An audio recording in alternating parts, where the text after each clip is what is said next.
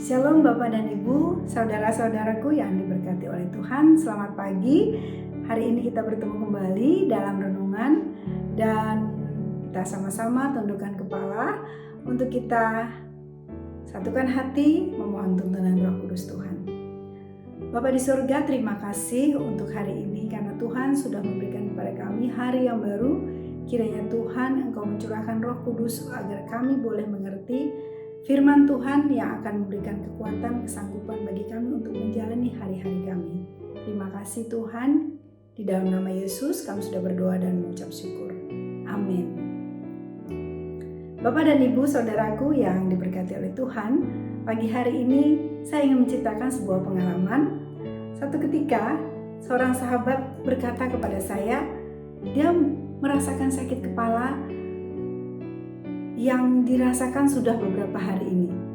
Selidik punya selidik, ternyata sahabat saya ini mengkonsumsi makanan lama yang disimpannya dalam kulkas tanpa melihat instruksi di dalam kemasannya.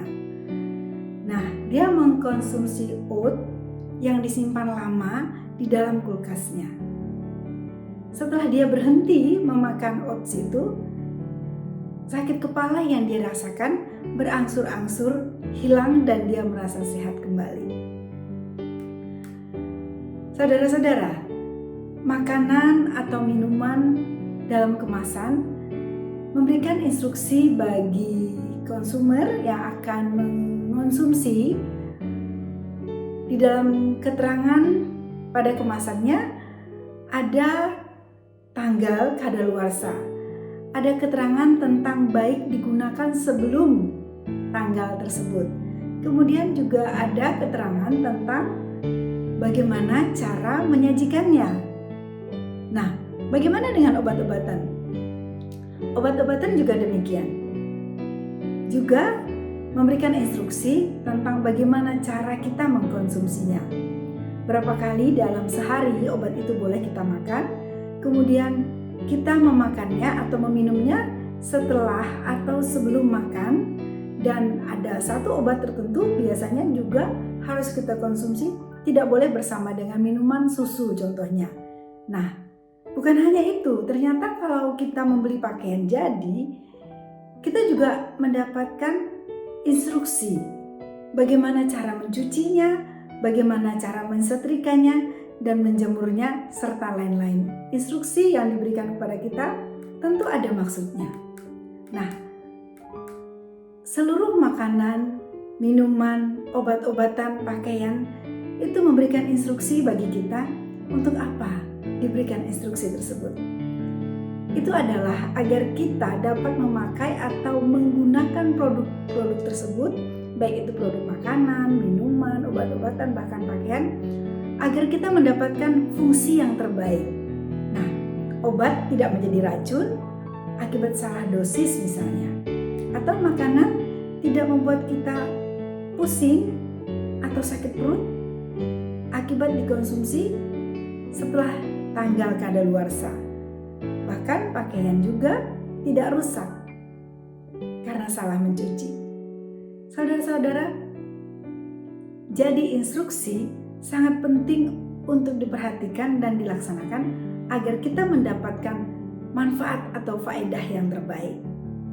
Nah, aplikasi apa yang dapat kita terapkan dalam kehidupan kerohanian kita? Bahwa kita pun harus mengikuti instruksi bagaimana kita harus hidup berjalan dalam iman. Hidup adalah anugerah Tuhan. Haruslah kita jalani sesuai dengan instruksi Tuhan. Haruslah kita lakoni sesuai dengan instruksinya.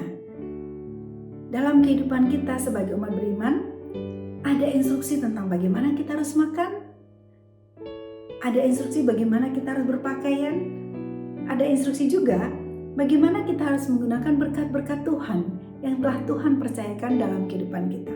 Ada banyak instruksi yang kita terima dari Tuhan melalui kebenaran firman-Nya, bahkan ada 10 perintah Allah dan amanat agung yang merupakan tugas bagi kita semua. Nah, keseluruhan itu adalah instruksi-instruksi yang harus kita laksanakan sebagai umat-umat Tuhan. Sebaik-baiknya umat Tuhan Mari kita melihat sebuah teladan, yaitu teladan ketaatan untuk melakukan instruksi dari kisah Abraham. Dalam Kejadian 12 ayat 1, Abraham diperintahkan untuk keluar dari kaumnya. Dan apa yang dia lakukan? Apakah dia menolak atau bertanya? Tidak. Dengan taat, dia melakukan instruksi. Dalam Kejadian 12 ayat 5 dikatakan, lalu pergilah Abraham seperti yang diperintahkan Tuhan kepadanya. Bapak, Ibu, dan saudara-saudara yang diberkati oleh Tuhan, untuk mendapatkan hidup yang berkenan pada Tuhan, kiranya kita boleh tetap setia mengikuti instruksi seperti yang telah Tuhan perintahkan bagi kita.